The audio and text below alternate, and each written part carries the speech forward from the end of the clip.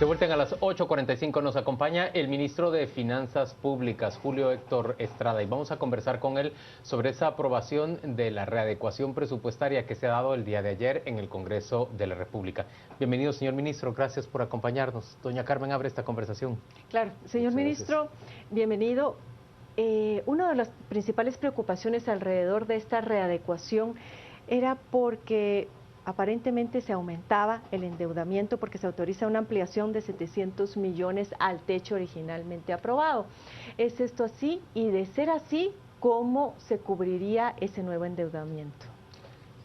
Ok, tal vez respondiendo a la pregunta específicamente. Esos 700 millones de quetzales ya aparecen en el decreto de presupuesto aprobado en 2016, 2015, 2014 y 2013.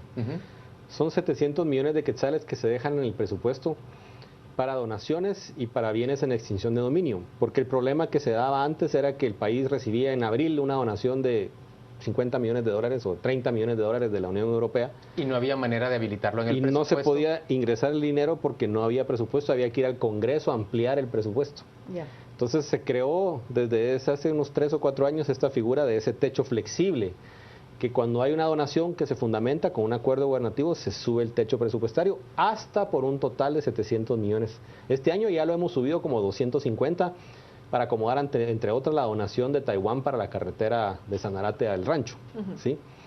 Lo único que se agregó y se modificó en este decreto es exactamente lo mismo que decía, solo que ahora dice para donaciones, para bienes en extinción de dominio y para préstamos que están autorizados y no tienen techo presupuestario. Porque si se recuerdan, hace 3 meses que yo venía, decía que habían reducido unas cosas aquí, habían subido unas cosas acá, se había desbalanceado el presupuesto y algunos préstamos específicamente en carreteras y en otros de salud y unos de competitividad se habían quedado sin techo. Entonces ahora, si el préstamo ya está aprobado, ya está en ejecución, pero por temas de espacio presupuestario no hay espacio, también se puede hacer un acuerdo y subir el techo para esos préstamos. Pero se financiaría de los mismos préstamos que ya están autorizados y no es un agregado nuevo. Esta readecuación contempló tanto fuentes como destinos del dinero. Algunas instituciones salieron beneficiadas. ¿Podría usted contarnos? No únicamente es que se les dieran montos adicionales, sino que también se les dice exactamente para qué rubros o qué líneas presupuestarias están destinados esos montos, mientras que hay otras instituciones que se han quejado porque se les quitaron fondos como el MIDES, por ejemplo. ¿Quién ganó y quién perdió con esta readecuación? Bueno, primero que todo creo que es bien importante aclarar lo que planteo aquí. El primer programa que estuve aquí a finales de enero, tenemos 3 prioridades. Número 1, lo inmediato, tenemos que viabilizar el presupuesto porque falta un espacio importante de financiamiento, que era toda la segunda mitad del financiamiento del año, que había que ir por aprobaciones adicionales al Congreso. Y encima habían quedado unas instituciones como el Ministerio Público, el Gremio Judicial, la Universidad de San Carlos, con fuentes no ejecutables porque se había bajado de un lado en préstamos y se había subido de otro lado sin asignación. Entonces dijimos, tenemos que arreglar este problema. Se dio una discusión que tomó 2 meses en la Comisión de Finanzas y al final nosotros solo habíamos planteado hacer ejecutar las fuentes del Ministerio Público, del Organismo Judicial, de la Universidad de San Carlos, el FIDEMUNI y el PIMPET, que eran los que habían quedado afectados en el cambio presupuestario 2015.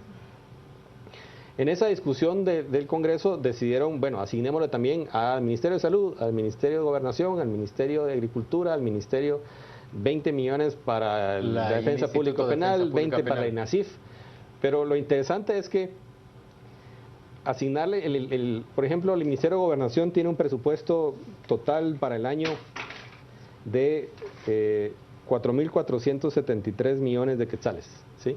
Y ahorita tiene una asignación de 350 millones de bonos, pero su techo sigue siendo 4.473, solo que antes estaba financiado todo con recursos de ingresos tributarios y ahora tenemos 350 para ciertos destinos que están financiados con bonos.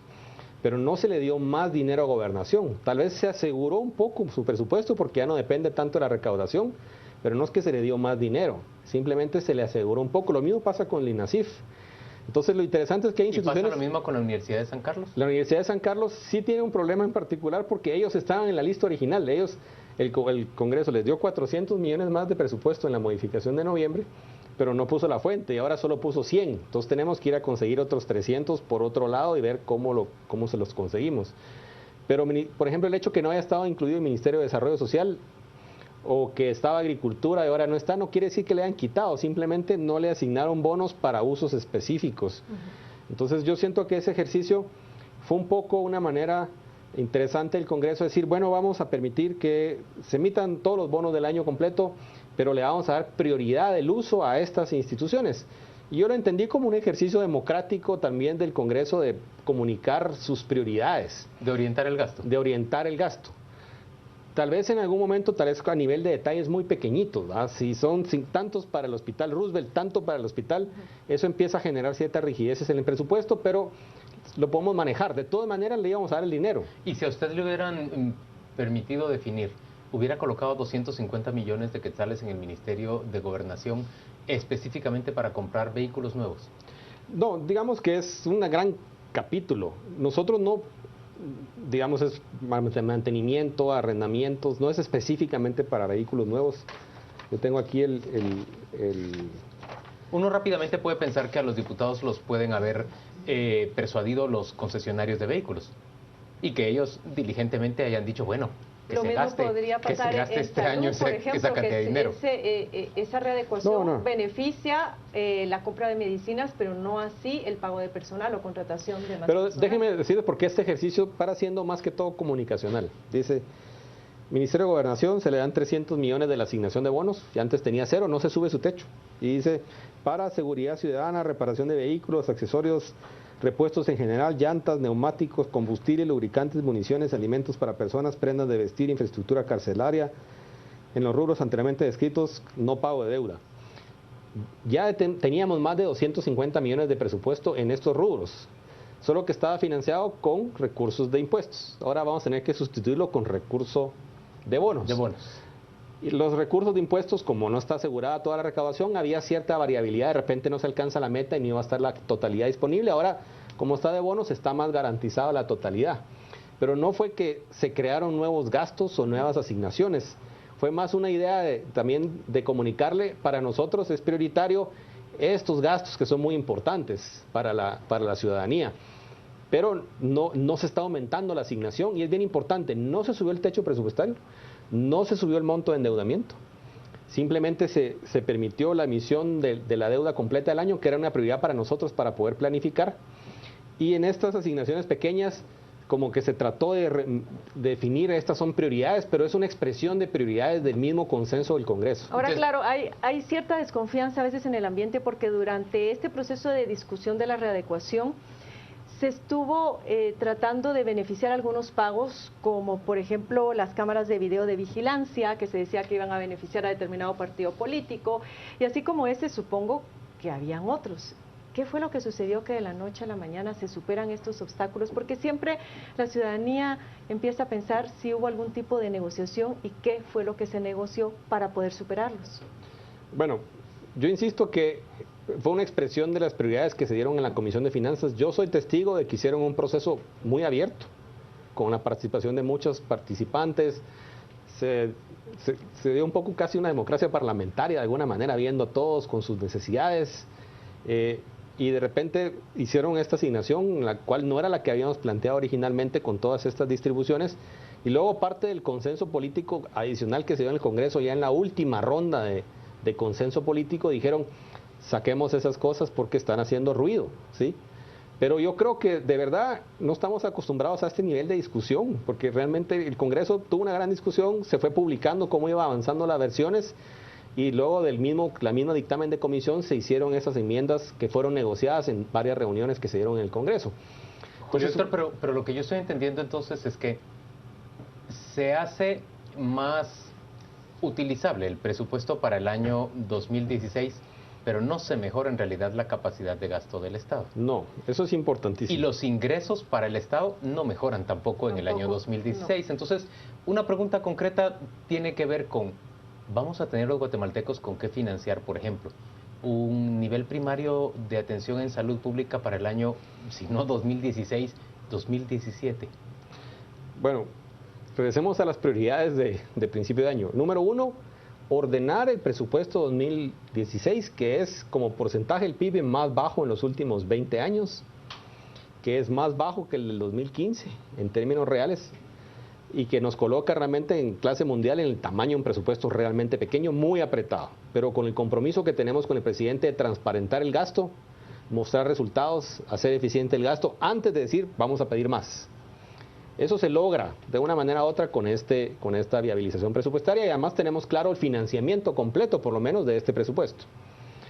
Segunda prioridad es empezar a mostrar estos temas de eficiencia de gasto, todo el tema de ley de contrataciones, subasta inversa que está en marcha, pero como toma un tiempo montar los sistemas, lo vamos a empezar a ver en junio, julio, ya con licitaciones más abiertas. Ya se sacó el reglamento de la ley de donaciones y subvenciones, ahorita viene los fideicomisos todos metidos en el sistema de compras y contrataciones. Hay una serie de cosas que se están implementando que van a empezar a ver pronto. Número 3 es recuperemos la recaudación tributaria. Ahí empezamos a hacer cambios no solo en la renovación del equipo de directorio, más el cambio de la administración, el nuevo superintendente, sus nuevos intendentes, toda la alianza de meter equipos de gestión con el apoyo del Fondo Monetario Internacional, del BID, Banco Mundial. Eso se va a ver en la recaudación en el segundo semestre porque es gestión y transformación.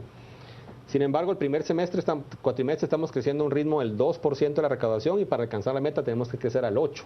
Entonces vamos a acercarnos a la meta este año, aunque va a estar complejo cumplirla. Y luego el último tema que yo siempre he planteado, Juan Luis, es que tenemos que tener una discusión de país de cómo financiar el gasto, porque hicimos un pequeño modelo de cómo queda el gasto del presupuesto 2017. Y asumiendo que crece este año la recaudación con la meta y el año entrante crecemos otra vez 8%, que es ambicioso, que subimos un poquito el déficit de este 1.5 este año a 2.1. El presupuesto crece de 70 a 700 a 75. Y ya con toda la distribución de deuda pública, transferencias y todo, quedan 1.700 millones de gasto adicional para repartir entre gobernación y justicia, comunicaciones, salud, agricultura y desarrollo social, ¿y cuál es el quinto? Y educación, ¿sí? 1.700 millones de gasto más que en el 2016. Es prácticamente nada. Es prácticamente nada. Una de las medidas, ministro, para esto es justamente la ley orgánica, es la ley orgánica de la Superintendencia de Administración Tributaria. Ayer estuvimos conversando con algunos analistas sobre ese tema y quisiera saber si usted ya tiene un posicionamiento sobre esa iniciativa que ya está en el Congreso de la República y que ellos comentaban que se había presentado al Congreso de una manera bastante acelerada porque la condición por parte de algunos organismos internacionales para dar los préstamos a Guatemala era tener esta propuesta de reformas a la ley orgánica. Ya esta propuesta se tenía, pero no sabemos si usted está de acuerdo con lo que se está proponiendo o no.